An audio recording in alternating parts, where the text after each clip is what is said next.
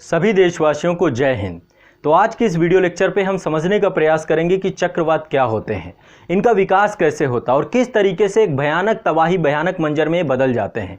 निम्न वायुदाब क्षेत्र क्या होते हैं और किस तरीके से पवने उच्च वायुदाब क्षेत्र से निम्न वायुदाब क्षेत्र की ओर बढ़ते हैं।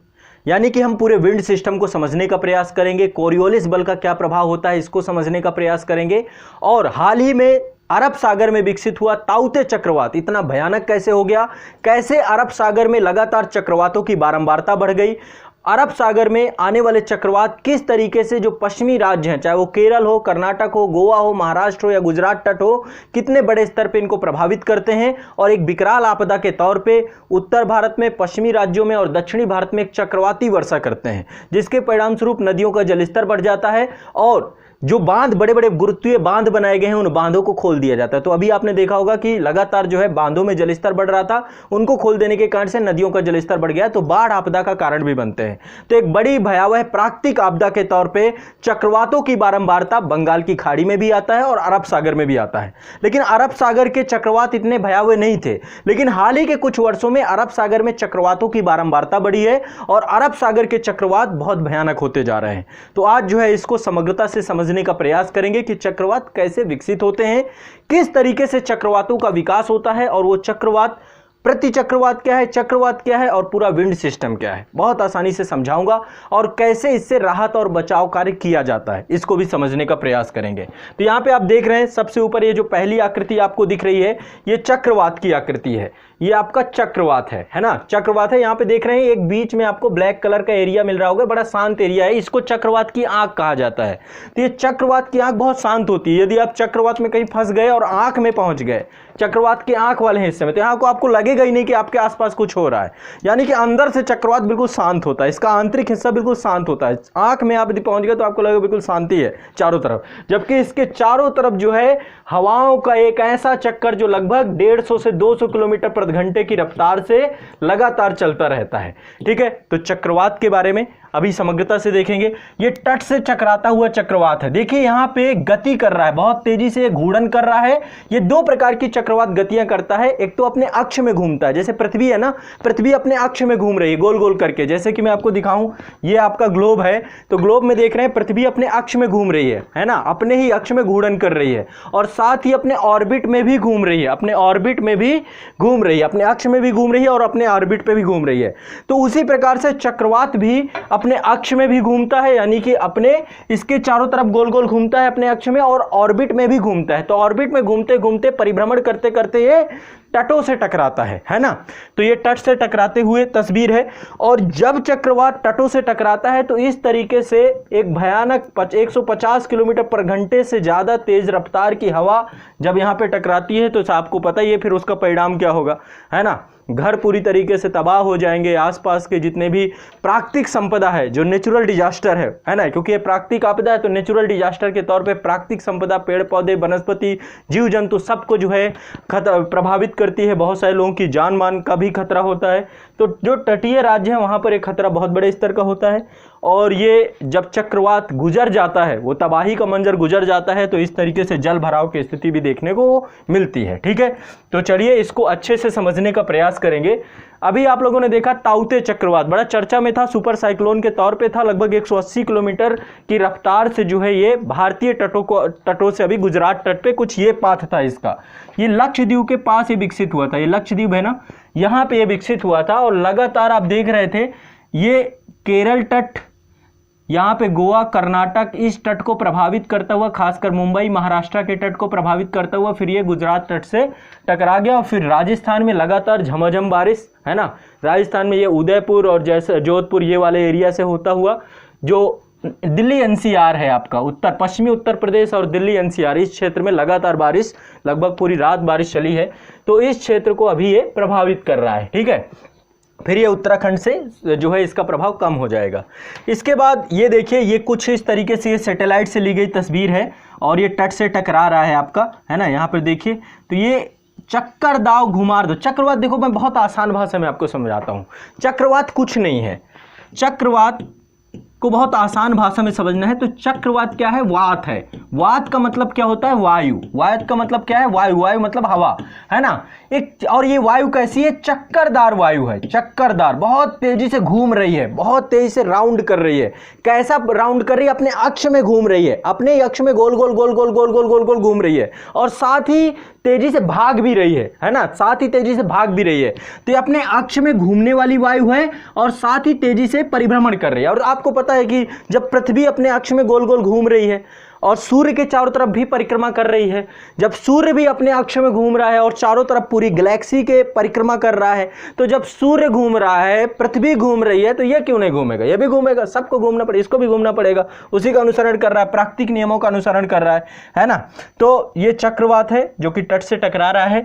अब देखिए, चक्रवात के बारे में कोई ऐसा नहीं कि कोई नई बात है, कोई ऐसा थोड़ा ना है कि कोई नया चीज है, ये तो मतलब आप द्वापर युग में, त्रेता युग में हर जगह इसका जिक्र होता आया है। आप लोगों ने यदि पढ़ा हो महाभारत में, रामायण में, या फिर जो द्वापर युग में, आपने देखा था कि कंस ने जो है श्री कृष्ण के लिए एक राक्षस को भेजा था। उसका एक घनिष्ठ मित्र था जिसका नाम था तृणाव्रत। तृणाव्रत राक्षस को जो है मारने के लिए भेजा था बवंडर के रूप में, है ना। तो बवंडर के रूप में आप लोगों ने गांव में आए दिन इसको जरूर देखा होगा, ये पूरी मिट्टी को ऊपर उड़ा ले जाता है ना। गांव में होता क्या है, जो अप्रैल मई का महीना है, अप्रैल मई के महीने में खेत फसलें कट जाती हैं, है ना, और फसलें जब कट जाती हैं तो आपको पता है कि सूर्य जो है उत्तरायण होता है अप्रैल मई में, उत्तरी गोलार्ध में होता है, चूँकि हमारा भारत भी उत्तरी गोलार्ध में है। तो जो मैदान है वो तप्त हो जाते हैं, तप जाते हैं, और जब मैदान तप जाते हैं तो उनके संपर्क की वायु भी तप जाती है। जो हवा होगी, जब मैदान गर्म हो जाएगा, जमीन गर्म हो जाएगी, धरातल गर्म हो जाएगा, तो उसके संपर्क की वायु गर्म हो जाएगी, और गर्म वायु क्या होती है, हल्की हो जाती है। गर्म वायु हल्की हो जाती है और हल्की होकर के ऊपर उठने लग जाती है। जब ऊपर उठने लग जाती है तो वहाँ पे क्या बन जाता है, लो प्रेशर बन जाता है, निम्न वायुदाब क्षेत्र बन जाता है। इसको मैं आपको बहुत आसानी से समझाऊंगा। और जब निम्न वायुदाब क्षेत्र बन जाता है तो वहाँ से, वहाँ का जो वो एरिया है, उसके आसपास की जो पवनें हैं उस एरिया को भरने के लिए बहुत तेज़ी से आती है, और उसी क्षेत्र पर जो है ये पूरा का पूरा चक्कर घूमने लग जाता है ना।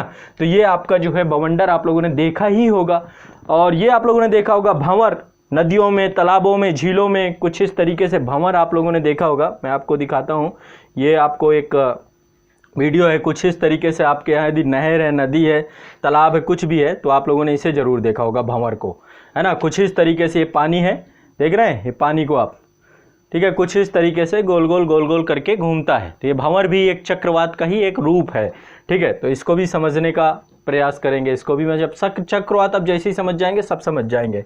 एक और अच्छा सा एग्जांपल, मतलब आप लोग जब घर पे फैन चलाते हैं ना, पंखा चलाते हैं ना, तो आपको लगता है कि पंखा आपको हवा दे रहा है। दरअसल पंखा आपको हवा नहीं दे रहा होता है। उसकी जो पंखियां होती है ना, उनकी बनावट कुछ इस तरीके की होती है कि वो पंखे के ऊपर लो प्रेशर जोन क्रिएट कर देती हैं। क्या कर देती हैं, निम्न वायुदाब क्षेत्र क्रिएट कर देती हैं, जिसके कारण से आसपास की जितनी भी हवा होती है, ये सारी हवा कहाँ चली जाती है, पंखे के इस वाले क्षेत्र में, यहाँ पर ऊपर चली जाती है ना, और इसके चारों तरफ गोल गोल करके घूमने लगती है। और ये आप पंखे के नीचे बैठेंगे, तो जब आप पंखे के नीचे बैठते हैं तो पंखे के नीचे आपको बहुत तेजी से हवा ये आपके ऊपर छोड़ता है ना। यहाँ से जितनी भी हवाएं हैं नीचे आपके ऊपर, तो आप जहाँ पे बैठे होते हैं वहाँ पे हाई प्रेशर जोन बनता है, और पंखे के ऊपर यहाँ पे चक्रवातीय स्थिति होती है, यानी लो प्रेशर जोन बनता है। अभी लो प्रेशर जोन और हाई प्रेशर जोन ये आपको मैं बहुत ईजी कर दूंगा। जब ये आपको क्लियर हो जाएगा फिर आपको ये सारी चीज़ें समझ में आ जाएंगी, ठीक है। तो अब हम समझेंगे कि हाई प्रेशर जोन क्या है और लो प्रेशर जोन क्या है, निम्न वायुदाब क्षेत्र कैसे बनता है, और जो है इसको पहले आप समझिए, ठीक है। तो चलिए बहुत बेसिक आपको बहुत आसान भाषा में समझाता हूँ, ठीक है। ये हमारी अर्थ है, ये हमारी पृथ्वी है, ठीक, ये हमारी पृथ्वी है, ठीक है। पृथ्वी में ये आपकी 0 डिग्री है, क्या है ये आपकी 0 डिग्री, ठीक है। इसके ऊपर जाएंगे तो यहाँ पे आपको 23.5 डिग्री, 23.5 डिग्री नॉर्थ, इसको हम कर्क रेखा कहते हैं, और इधर आपको 23.5 डिग्री साउथ यानी मकर रेखा, है ना। सूर्य क्या है, चूंकि पृथ्वी 23.5 डिग्री टिल्टेड है ना, अपने अक्ष पे 23.5 डिग्री झुकी हुई है, तो सूर्य जो है 23.5 डिग्री नॉर्थ 23.5 डिग्री साउथ तक विचरण करता रहता है, क्योंकि पृथ्वी क्या कर रही है, परिक्रमण गति कर रही है। पृथ्वी की परिक्रमण गति के कारण से सूर्य का विचरण 23.5 डिग्री नॉर्थ और साउथ होता रहता है, ठीक है। तो अब बहुत आसान है, बहुत आसानी से समझो, बहुत ईजी है, इतना ईजी कि आपको बिल्कुल मज़ा ही आ जाएगा, बिल्कुल मक्खन है। अब इसको अच्छे से आसानी से समझने का प्रयास करो। सूर्य का जो प्रकाश है वो वर्ष भर विषुवत रेखा पर लंबवत चमकता है। यहाँ पर विषुवत रेखा पे सूर्य का सबसे ज़्यादा प्रकाश पड़ता है। और एक चीज़ ध्यान रखिएगा, सूर्य की जो लघु तरंगे होती हैं, सूर्य का जो प्रकाश है वो लघु तरंगों के तौर पे पृथ्वी को प्राप्त होता है। ठीक है, तो जब पृथ्वी पर सूर्य की तरंगे आती तो सबसे पहले धरातल गर्म होता है। क्या होता है? धरातल गर्म होता है। सबसे पहले धरातल गर्म होता है और उस धरातल के संपर्क की वायु फिर गर्म होती है। तभी आप देखते हैं कि जैसे जैसे हम ऊपर जाएंगे तो वायुमंडल ठंडा होता जाता है, तापमान गिरता जाता है। यानी कि जैसे जैसे आप ऊपर जाते जाएंगे ना, ऊपर जाते जाते तापमान क्या हो जाएगा? गिर जाएगा, कम हो जाएगा। यानी धरातल के संपर्क की वायु सबसे ज़्यादा गर्म होगी। क्योंकि गर्म कैसे होते हैं हम? धरातल से गर्म होते हैं, धरातल से ही। ठीक है, तो ये चीज़ आपको समझना होगा, बहुत ईजी है, कुछ है नहीं। अब चलो इसको समझते हैं। तो होता क्या है कि जो 0 डिग्री है, 0 डिग्री पर तो वर्ष भर जो है आपका 0 डिग्री पर वर्ष भर जो है सूर्य की किरणें लंबवत पड़ती हैं। तो ये धरातल गर्म हो जाता है और ये धरातल जब गर्म हो जाता है, ठीक है, ये गर्म हो जाता है, तो गर्म होने के कारण से इसके संपर्क की जो वायु है वो भी गर्म हो जाती है। और गर्म वायु कैसी होती है? हल्की हो जाती है ना। गर्म वायु कैसी होती है? गर्म वायु कैसी होती है आपकी? हल्की हो जाती है। गर्म वायु हल्की हो जाती है और हल्की वायु ऊपर उठती है। हल्की वायु क्या होती है? ऊपर उठती है, ऊपर की तरफ जाती है। हल्की वायु क्या होती है? ऊपर जाती है। और जब ऊपर जाती है तो ऊपर तापमान कम होता है। जब ऊपर तापमान कम होता है तो ये ठंडी हो जाती है। कैसी हो जाती है? ठंडी हो जाती है। ठंडी वायु भारी होती है। ठंडी वायु कैसी होती है? भारी होती है। ठंडी वायु कैसी होती है? भारी होती है। और भारी वायु कैसी कहाँ होती है? नीचे उतरती है। भारी वायु कहाँ उतरती है? नीचे उतरती है। नीचे उतरती है। कहाँ पे उतरती है? नीचे 30, ये आपका 30 डिग्री के पास है ना। यहाँ पे 30 डिग्री है, 30 डिग्री यहाँ पे उतरती है। इसी को हम हेडली कोस बोलते हैं। क्या बोलते हैं? हेडली कोस बोलते हैं। तो यहाँ पर चूंकि आपको पता है कि ये जो 0 डिग्री है, विषुवत रेखा है, यहाँ से वायु क्या हो रही है? लगातार ऊपर उठ रही है, हल्की होकर के क्या हो रही है? ऊपर उठ रही है। जब लगातार ऊपर उठेगी, यहाँ पे वायु रहेगी ही नहीं, धरातल के संपर्क वाली वायु गर्म होकर के ऊपर उठेगी, तो आप खुद समझिए ना, हर चीज दबाव डालती है। देखो, हर चीज दबाव डालती है। जैसे ये पेन है, ये पेन है तो ये भी दबाव डाल रहा है। इसको मैं ऊपर रख दूं तो ये दबाव डाल रहा है। यदि मैं 2 पेन रख दूं तो और ज्यादा दबाव डालेगा, 3 पेन रख दूं तो और दबाव डालेगा, 4 रख दूं तो और दबाव डालेगा। यदि इनकी संख्या बिल्कुल कम हो जाए, यदि ये खत्म हो जाए तो ये दबाव ही नहीं डालेगा। ऐसे ही हवा के साथ भी है, हवा भी दबाव डालती है। हवा का भी अपना प्रेशर होता है, हवा का भी अपना दबाव होता है। ठीक है, तो यदि हवा नहीं रहेगी तो दबाव भी नहीं रहेगा, यदि हवा रहेगी तो दबाव रहेगा। सीधी साफ सी बात है। जैसे आप लोग पेपर हैं, पढ़ाई है, तो पढ़ाई का एक दबाव है, एक प्रेशर है। अभी एग्जाम की डेट बढ़ जाए, दबाव खत्म। अभी देखा ना, अभी यूपीएससी ने और यूपीपीएससी ने एग्जाम की डेट बढ़ा दी तो क्या हो गया? दबाव कम हो गया आपका, है ना। या एग्जाम में भी बच्चों को प्रोन्नत कर दिया जा रहा है कोरोना के कारण से, तो उनका दबाव खत्म हो जाता है। कोई बात नहीं है, पढ़ने की जरूरत नहीं है, बच्चे घर में बैठे हुए हैं। तो हर चीज जो है, तो सिंपल आसान भाषा में बस ये समझना है कि जब कोई चीज रहेगी तभी उसका दबाव होगा। अब यहां से देखो, 0 डिग्री से लगातार हवा क्या हो रही है? ऊपर उठ के जा रही है। कहां ऊपर उठ के जा रही है? वायुमंडल पे। और वायुमंडल पे जा रही है तो वहां ठंडी हो जा रही है। ठंडी हवा भारी होती है, भारी हवा नीचे बैठती है। तो यहां पे 30 डिग्री पे लगातार बैठ रही है हवा, है ना। तो आप एक चीज समझिए, यहां पे एक चीज समझिए, यहां पे एक लो प्रेशर क्रिएट हो जाता है। लो प्रेशर मतलब वायु है नहीं, तो यहां पे निम्न वायु दाब क्षेत्र क्रिएट हो जाता है। जहां पे धरातल गर्म होगा और गर्म धरातल की वायु ऊपर उठेगी, गर्म धरातल की वायु ऊपर उठेगी, तो वहां पे नीचे लो प्रेशर जोन क्रिएट हो जाएगा। क्या हो जाएगा? लो प्रेशर जोन, यानी कि वायु कम है, वहां पे वायु दाब कम है।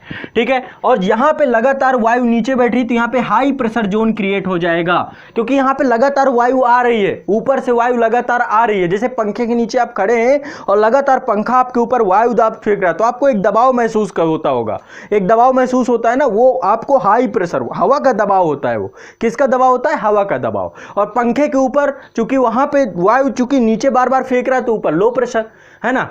तो एक चीज बस क्लियर रखना है, हाई प्रेशर जहां पे पवन ज्यादा होगी वहां पे हाई प्रेशर, उच्च दाब जहां पे पवन नहीं होगी वहां पे लो प्रेशर। सीधी साफ सी बात है।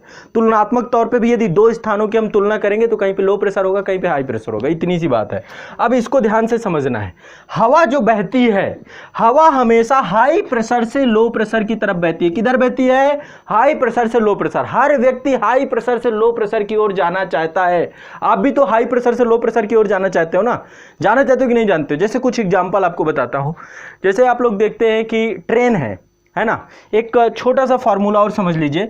यदि कहीं पे वेग ज्यादा होगा, कहीं पे वेग ज्यादा होगा, तो वहां पे दाब कम हो जाता है, प्रेशर कम हो जाता है। ठीक है, कहीं पे वेग ज़्यादा होगा, वेलोसिटी ज़्यादा हो जाएगी, वहाँ पे क्या होगा, प्रेशर कम हो जाएगा। और कहीं पे वेग कम होगा, एक फिजिक्स का फॉर्मूला है, कहीं पे वेग कम होगा, ठीक है, तो वहाँ पे क्या होगा, प्रेशर आपका ज़्यादा हो जाएगा।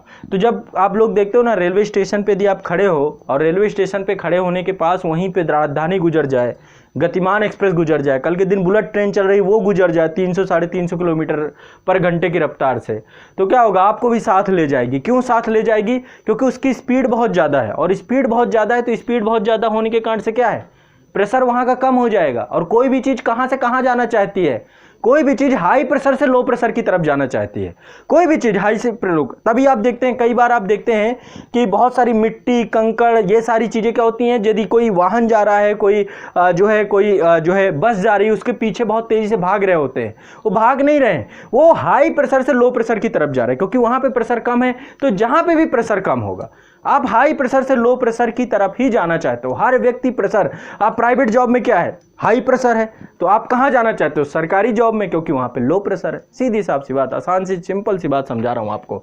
तो यहां पर भी आपको एक कॉन्सेप्ट समझ लेना है कि पवन का चलने का जो तरीका है वो हाई प्रेशर से लो प्रेशर की तरफ बहती है। ठीक है, पवन कहां से कहां चलेगी, हाई प्रेशर से लो प्रेशर की तरफ। जहां पे लो प्रेशर होगा, जहां पे वायु नहीं होगी, उसको भरने के लिए वायु आ जाएगी आसपास की। ठीक है, यही साइक्लोन का बिल्कुल सिंपल सा फॉर्मूला है, इसी के यही एक पूरा तरीका है जिस कारण से साइक्लोन होता है। ठीक है, साइक्लोन होने का यही एक कारण है। मैं आपको यहाँ पर थोड़ा सा इस पे समझाने का प्रयास करूँगा, एक आपको इसके माध्यम से। ठीक है, आप देखेंगे, ये आप देखिए, ये आप यहाँ से आपको स्पष्ट हो जाएगा।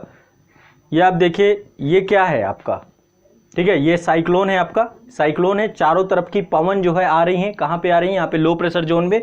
तो साइक्लोन में होता कुछ नहीं है, लो प्रेशर जोन जो क्रिएट होता है, उस लो प्रेशर जोन के चारों तरफ पवनें आती हैं। अब इससे समझ सकते हैं आप, ये आप समझ लीजिए आपकी पृथ्वी है, ये आपकी पृथ्वी है। ठीक है, ये आपका 0 डिग्री है, इक्वेटर है। ठीक है, ये 0 डिग्री है आपका इक्वेटर है। ठीक है, 0 डिग्री है इक्वेटर। ठीक, ये आपकी 0 डिग्री है प्रधान मध्याह्न रेखा, ये देशांतर है, 0 डिग्री देशांतर है, 0 डिग्री अक्षांश है। ठीक है, ये आपका लैटिट्यूड है, लॉन्गिट्यूड है। तो यहाँ पे ये देखिए, ये उत्तरी गोलार्ध है, ये दक्षिणी गोलार्ध है। अब चक्रवात समझते हैं, चक्रवातों का पूरा कॉन्सेप्ट यहाँ समझ में आ जाएगा। परीक्षा में जो पूछा जाएगा आप यहाँ से कर पाओगे बिल्कुल ईजिली, है ना। तो यहाँ पे आप देख रहे हैं, ये आपका हाई प्रेशर है, वो माफ करिएगा, ये आपका उत्तरी गोलार्ध है, नॉर्थ हेमिस्फीयर है, और ये आपका साउथ हेमिस्फीयर है। ठीक है, क्लियर है। ठीक है, ये आपका 0 डिग्री है। ऊपर यहाँ पे मान लीजिए जो चक्रवात होते हैं, चूंकि उष्णकटिबंधीय क्षेत्र पे ही चक्रवात आते हैं। कहाँ पे आते हैं, उष्णकटिबंधीय क्षेत्र पे, जहाँ पे तापमान बहुत ज़्यादा होता है, टेम्परेचर। और तापमान कहाँ पे ज़्यादा होता है, 0 से 30 डिग्री के बीच में। 0 से 30 डिग्री के बीच में सूर्य जो है लंबवत चमकता है। यह अभी मैंने आपको बताया ना, 0 से 30 डिग्री के बीच में सूर्य क्या होता है, लंबवत चमकता है। ठीक है, तो 0 से 30 डिग्री के बीच में चूंकि सूर्य लंबवत चमकता है, ये आपकी पृथ्वी है मान लीजिए, तो ये आपका 0 डिग्री है और ये आपका 30 डिग्री है। ये पूरा क्षेत्र जो आपका होता है, इसी को बोलते हैं सब ट्रॉपिकल रीजन है ये। ठीक है, ये आपका उष्णकटिबंधीय क्षेत्र है, उष्णकटिबंधीय क्षेत्र है। ठीक है, यहाँ पर ही चक्रवात आते हैं, इसी क्षेत्र पे चक्रवात आते हैं। अब इसी क्षेत्र को मैं समझा रहा हूँ आप लोगों को बहुत आसान भाषा में, बहुत ईजिली आप जो है इस क्षेत्र को समझेंगे। ठीक, चलिए, ये आपका उत्तरी गोलार्ध है, ये आपका दक्षिणी गोलार्ध है। अब समझिए यहाँ पे है क्या, सिंपल और आसान भाषा में है कुछ नहीं। जब किसी क्षेत्र का तापमान बहुत ज़्यादा होगा, तो जब तापमान बहुत ज़्यादा होगा तो वहाँ पे क्या हो जाएगा, लो प्रेशर हो जाएगा, क्योंकि वहाँ की जो हवा है वो ऊपर उठ जाएगी, वायुमंडल पे चली जाएगी। और उसके आसपास के क्षेत्र में क्या है, टेम्परेचर कम है, प्रेशर ज़्यादा है। कुछ जहाँ पे टेम्परेचर कम होगा, वहाँ पे उसके संपर्क की वायु क्या होगी, यदि कोई धरातल ठंडा है, जो ठंडा धरातल है, ठंडे धरातल के संपर्क की वायु भी ठंडी होगी, और वायु ठंडी होगी तो ठंडी वायु भारी होती है, ठंडी वायु क्या होती है, भारी होती है, और भारी वायु नीचे ही बैठती है। तो वहाँ पे हाई प्रेशर क्रिएट होगा। जहाँ पे टेम्परेचर कम होगा वहाँ पे हाई प्रेशर होगा, जहाँ पे टेम्परेचर ज़्यादा होगा वहाँ पे लो प्रेशर होगा। क्यों, क्योंकि वहाँ पे टेम्परेचर ज़्यादा होगा, वायु उसके संपर्क की वायु क्या हो जाएगी, वायु ठंडी हो जाएगी, और ठंडी वायु जो है गर्म हो जाएगी, गर्म वायु ऊपर उठ जाती है। तो पवनें चलना शुरू हो जाएंगी। बस सिंपल सी आसान बात है, पवनें चलना चालू हो जाएंगी। पवनें किधर चलेंगी? High pressure to low pressure, high pressure to low pressure, high pressure to low pressure, पवनें चलना चालू हो जाती हैं। ठीक है, और चूंकि ये जलीय क्षेत्र में होती हैं तो एक चक्राकार आकृति ग्रहण कर लेती हैं। जलीय क्षेत्र में या धरातलीय क्षेत्र में क्या होती हैं? सारी पवनें जो है, तो आप ध्यान रखिएगा चक्रवात में जो पवनें होती हैं वो बाहर से अंदर की तरफ जाती हैं। पवनें कहां से होती हैं? बाहर से अंदर तरफ, बाहर से अंदर तरफ, बाहर से अंदर तरफ, बाहर से अंदर तरफ। और एक चीज ध्यान रखिएगा, जैसा कि आपको पता होगा कि चूंकि धरती हमारा घूर्णन कर रही है, बहुत तेजी से अपने अक्ष पे घूम रही है, तो जो पवनें होती हैं वो उत्तरी गोलार्ध में अपने एक कोरियोलिस बल लगता है, इन पे एक आभासी बल लगता है, एक आभासी बल लगता है जिसे कोरियोलिस बल कहते हैं। तो अपनी दिशा के दाईं तरफ घूम जाती हैं और दक्षिणी गोलार्ध में अपनी दिशा के बाईं तरफ घूम जाती हैं। ठीक है, तो कोरियोलिस बल एक प्रकार का आभासी बल होता है जो कि घूर्णन, क्योंकि धरती घूम रही, घूमने के कारण से ये बल लगता है। तो उत्तरी गोलार्ध की जो पवनें होती हैं, ये सब विंड सिस्टम में मैंने पढ़ाया भी, आप लोग को क्लास में डिटेल से पढ़ाया है। तो उत्तरी गोलार्ध में पवनें अपने दाईं ओर घूम जाती हैं और दक्षिणी गोलार्ध में बाईं ओर घूम जाती हैं। तो आप देखेंगे जो चक्रवात होते हैं, जो साइक्लोन होते हैं, जो कि आपके 0 डिग्री से 30 डिग्री के बीच में आते हैं, यहां पे कोरियोलिस बल का प्रभाव होता है। और कोरियोलिस बल के कारण से देखो अपने अक्ष में घूर्णन भी करते हैं और परिक्रमण भी करते हैं, अपने अक्ष में घूर्णन भी करते हैं, परिक्रमण भी करते हैं। और इनकी जो पवनों की दिशा होती है वो एंटी क्लॉकवाइज होती है। पवनों की दिशा कैसी होती है? Anti clockwise.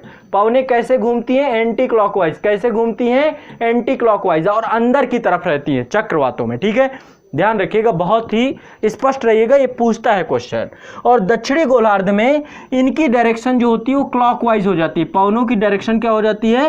क्लॉकवाइज हो जाती है। पवनों की डायरेक्शन क्या हो जाती है? क्लॉकवाइज। क्यों? क्योंकि अपने दिशा के किस तरफ घूम जाती है? बाईं ओर। ठीक है, उत्तरी गोलार्ध में दाईं ओर और दक्षिणी गोलार्ध में बाईं ओर, कोरियोलिस बल के प्रभाव से। कोरियोलिस बल क्या है? एक आभासी बल है जो कि पृथ्वी के घूर्णन गति के कारण से लगता है। तो यहां पर आपका हाई प्रेशर के कारण से जो है, माफ करिएगा, ज्यादा तापमान के कारण से पवनें यहाँ पे लो प्रेशर क्रिएट होता है और जो हवाएं चलती हैं high pressure to low pressure चलती है। तो चक्रवात कुछ नहीं है, पवनों का घूर्णन है, चक्करदार घूर्णन है पवनों का।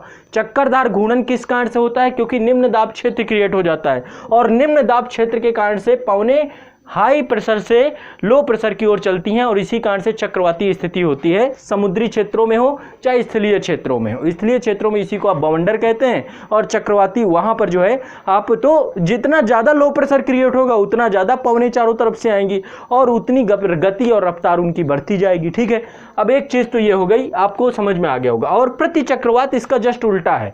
प्रति चक्रवात क्या है? जहां पे टेम्परेचर बहुत कम होगा वहां पे हाई प्रेशर होगा, तो और उसके आसपास यदि टेम्परेचर कहीं पे ज़्यादा है, उसके आसपास यदि टेम्परेचर कहीं पे ज़्यादा है, जैसे कि यहाँ पे टेम्परेचर हाई है, हाई टेम्परेचर कारण से यहाँ पे लो प्रेशर क्रिएट हो जाएगा, हाई टेम्परेचर कारण से यहाँ पे लो प्रेशर क्रिएट हो जाएगा, तो पवनें बाहर की तरफ जाएंगी। किधर जाएंगी?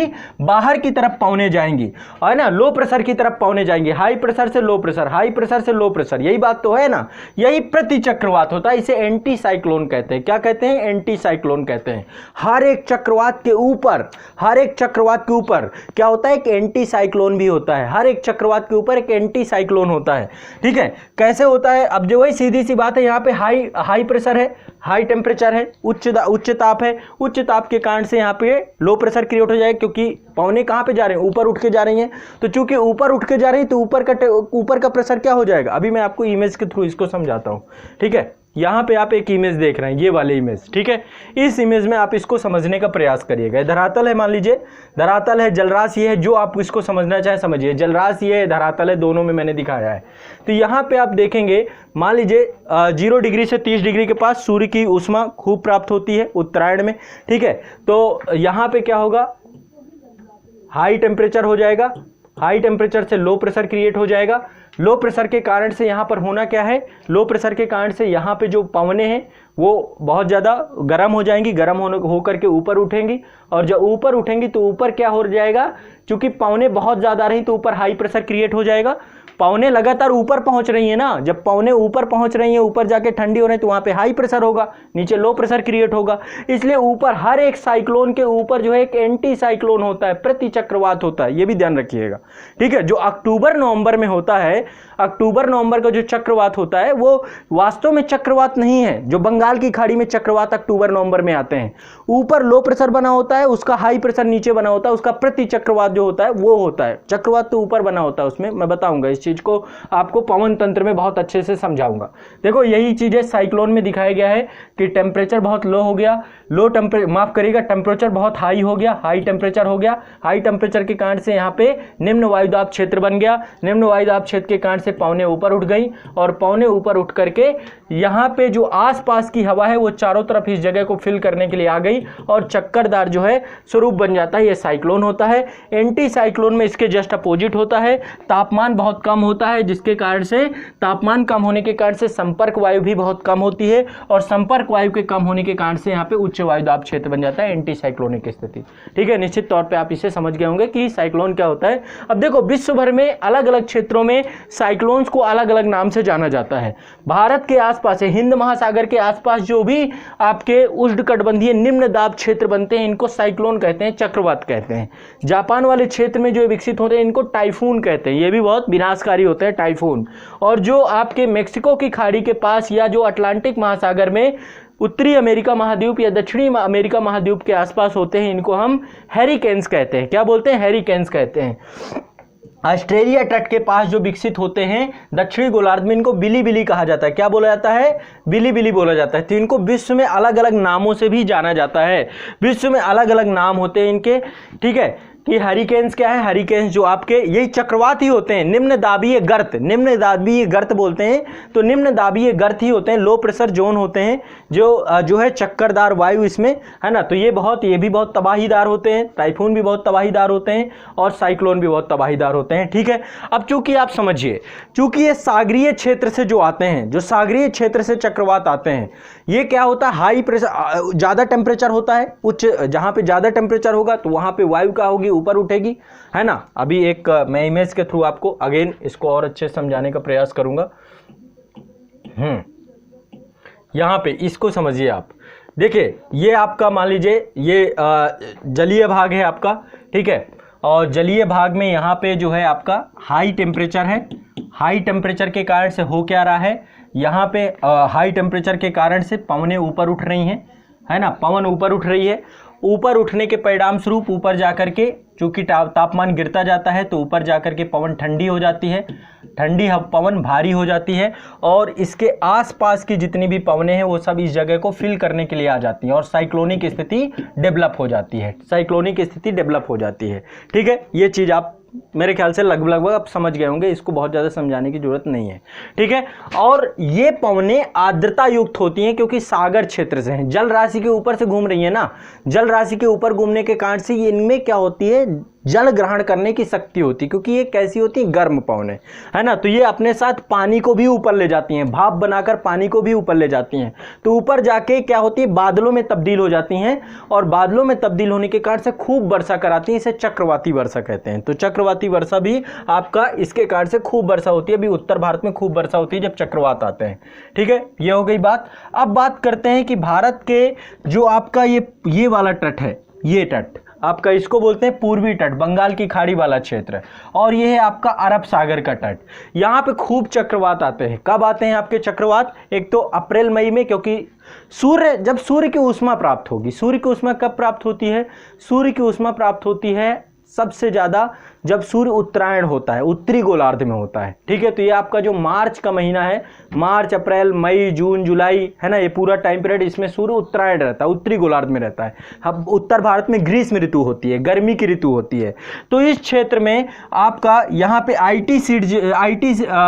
ITCZ जो है, इसके बारे में भारत के मानसून में हम बहुत डिटेल से पढ़ेंगे कि ITCZ क्या है, इंटर ट्रॉपिकल कन्वर्जन जोन क्या है।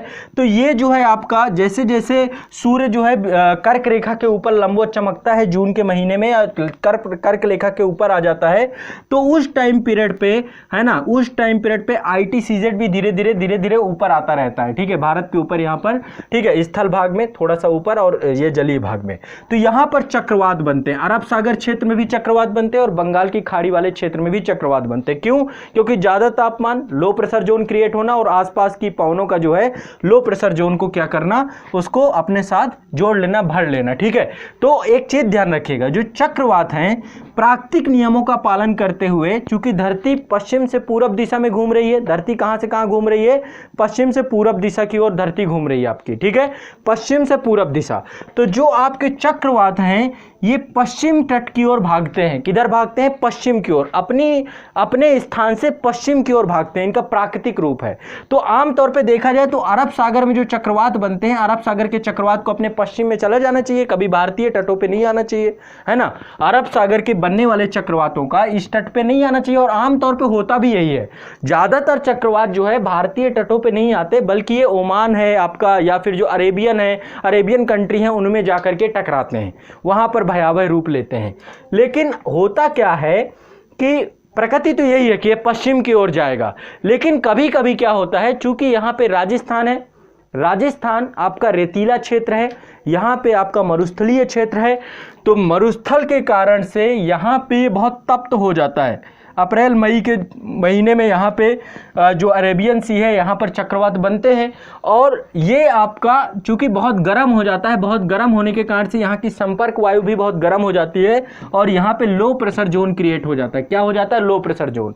ये लो प्रेशर जोन इस चक्रवात की चक्रवातीय वायु को अपने तरफ खींचना प्रारंभ करता है, अपने तरफ खींचना प्रारंभ करता है। और आपको एक चीज और पता है कि अब बड़ी तेजी से औद्योगिकरण बढ़ा है, बड़े बड़े औद्योगिक नगर भी आपको पता है कि यहाँ पर विकसित है ना। चाहे मुंबई हो, मुंबई एक मुंबई, पूना, सूरत, जामनगर, जो ये आपके जितने भी हैं, भावनगर, ये जितने भी हैं, तो ये सब क्या औद्योगिक नगर हैं। औद्योगिक नगरों के कारण से क्या हुआ है, बड़ी तेजी से वृक्षों का कटाव हुआ है, वृक्षों के कटाव के कारण से तापमान बढ़ा है, टेम्परेचर बढ़ा है, और वैसे भी अप्रैल मई के टाइम पीरियड पे टेम्परेचर ज़्यादा ही होता है। उसके परिणाम स्वरूप इन चक्रवातों को ये अपने तरफ जो है खींचते हैं, और इसके कारण से जब ये लगभग, आपको पता ही है कि अब कोई चीज़ जो है जो 160-170 किलोमीटर पर घंटे की रफ्तार से कोई पवनें यहाँ पर आकर टकराएंगी तो निश्चित तौर पे विनाश ही करेंगी। और चूंकि वो आर्द्रता युक्त पवनें होती हैं, तो आर्द्रता युक्त पवनें क्या करेंगी, आर्द्रता युक्त पवनें खूब बारिश कराएंगी, खूब वर्षा कराएंगी, बहुत तेजी से तूफान आएगा, तो निश्चित तौर पे विनाश तो होना ही है ना, उससे डिस्ट्रॉय तो होना ही है। तो कहने का तात्पर्य यह है कि जो अरब सागर के चक्रवात हैं ये बहुत गंभीर पहले नहीं होते थे, लेकिन लगातार जैसे जैसे जो ग्लोबल वार्मिंग बढ़ रही है, वैश्विक तापमान बढ़ रहा है, उसके परिणाम स्वरूप जो लो प्रेशर क्रिएट हो रहा है, वो लो प्रेशर इसको खींच रहा है। जैसे एक घटना मैं आपको बताता हूँ, आमतौर पे अरब सागर के चक्रवातों की प्रवृत्ति क्या है, पश्चिम की ओर जाना। किसी भी चक्रवात के, देखो बंगाल की खाड़ी के चक्रवातों के बारे में तो आपको पता है, क्योंकि ये बंगाल की खाड़ी में बनेंगे तो आएंगे कहाँ, पश्चिम की तरफ, और पश्चिम की तरफ आएंगे तो कहाँ पे टकराएंगे, भारतीय तट से टकराएंगे। बंगाल के खाड़ी के जितने भी गर्त बनेंगे, चक्रवात बनेंगे, कहाँ टकराएंगे, आपके भारत के पूर्वी तटों पे जितने भी है, चाहे वो तमिलनाडु हो गया, तमिलनाडु पे लगातार सुनते हैं, उड़ीसा में जो गंजम वाला इलाका है, पारादीप वाला इलाका है, या फिर आपका कोलकाता वाला इलाका है, यहाँ पे लगातार चक्रवात टकराते रहते हैं। ठीक है, तो चक्रवात यहाँ पे लगातार टकराते हैं। अब यहाँ पे एक चीज़ और हम समझने का प्रयास करते हैं कि एक बार क्या हुआ, 13 मई 1998 की एक घटना बताता हूँ। 13 मई 1998 को क्या हुआ कि आपको पता है कि मई का महीना था, मई के महीने वैसे भी तापमान बहुत ज़्यादा है। अरब सागर में एक जो है आपका, अरब सागर में एक चक्रवात पैदा हुआ, है ना, और अरब सागर में एक चक्रवात पैदा हुआ। आमतौर पे इसकी प्रवृत्ति पश्चिम की तरफ जानी थी, पश्चिम की तरफ, ओमान है, जो ओमान की खाड़ी है, या फिर ओमान एक देश ही है, उसी की तरफ जाने की इसकी प्रवृत्ति थी, उसी की तरफ ये जा भी रहा था। लेकिन तभी क्या हुआ, यहाँ पे राजस्थान में पोखरण में न्यूक्लियर टेस्ट हमने कर दिया, और जब राजस्थान के पोखरण में हमने न्यूक्लियर टेस्ट किया तो उसके बाद यहाँ पे तापमान बहुत ज़्यादा बढ़ गया, और तापमान बढ़ जाने के कारण से यहाँ पे लो प्रेशर जोन क्रिएट हो गया। क्या हो गया, लो प्रेशर जोन क्रिएट हो गया, और लो प्रेशर जोन क्रिएट होने के कारण से ये बेचारा धर्म संकट में पड़ गया। धर्म संकट में यानी कि मैं इधर जाऊं, क्योंकि इधर तो इसकी प्रकृति है, धरती का घूर्णन गति है और घूर्णन गति के कारण से पश्चिम की तरफ ही गति करते हैं, इनका परिक्रमण, इनका ऑर्बिट यही है ना, पश्चिम की तरफ ही अपने ऑर्बिट पे परिभ्रमण करते हैं। तो ये उसी प्रकृति का पालन कर रहा था, लेकिन यहाँ पे एक ऐसा लो प्रेशर जोन क्रिएट हुआ कि उसके परिणाम स्वरूप जो है ये जा करके गुजरात तट के पास ही गोल गोल चक्कर लगाने लग गया। अब इसको समझ में नहीं आ रहा था कि मैं इधर जाऊं कि इधर जाऊं, ये समझिए। और ऐसे में गुजरात तट के पास ही गोल गोल गोल गोल गोल गोल चक्कर लगाता गया और बहुत भयानक तबाही का कारण बना, है ना। तो अभी जो हाल फिलहाल में आने वाले, चाहे अभी ताउते चक्रवात हो, आपके जितने भी चक्रवात हैं, सभी जितने भी चक्रवात हैं, सभी हाल फिलहाल में बहुत भयानक इसी कारण से चक्रवात माने जाते हैं। तो जो आपका ताउते चक्रवात है, इसने भारतीय तटों को प्रभावित किया, इसे अत्यंत गंभीर चक्रवाती तूफान की श्रेणी में रखा गया है और यह चक्रवात लगभग 180 किलोमीटर पर घंटे की रफ्तार से भारत के जो गुजरात का तट है वहां से ये जो है आपका तो उष्णकटिबंधीय चक्रवात के तौर पे ये विकसित हुआ है। ठीक है, तो चक्रवात क्या होते हैं ये तो आपको स्पष्ट हो गया होगा कि निम्न वायुदाब क्षेत्र होते हैं। निम्न वायुदाब का विकास कैसे होता है? जब तापमान ज्यादा होता है तो उस तापमान के कारण से निम्न वायुदाब विकसित होता है। ठीक है, अब अगले वीडियो में हम समझने का प्रयास करेंगे कि चक्रवातों का नामकरण कैसे किया जाता है। जैसे ताउते का नामकरण किसने किया? म्यांमार ने किया। तो अगले वीडियो में हम चक्रवातों के नामकरण के बारे में समझेंगे कि इनका नामकरण कैसे करते हैं और चक्रवात को लेकर के आपदा और राहत कार्य कैसे किया जाता है। चक्रवात आपदा से पहले कैसे राहत, और क्योंकि चक्रवात का पता हमें पहले ही चला जाता है। ठीक है, CDR सिस्टम क्या है इसको समझने का प्रयास करेंगे और किस तरीके से चक्रवात के बाद किस तरीके से आपदा और पुनर्वास का कार्य किया जाता है। ठीक है, तो इसको समझने का प्रयास करेंगे हम अगले वीडियो में। आप सभी का बहुत बहुत शुक्रिया, धन्यवाद।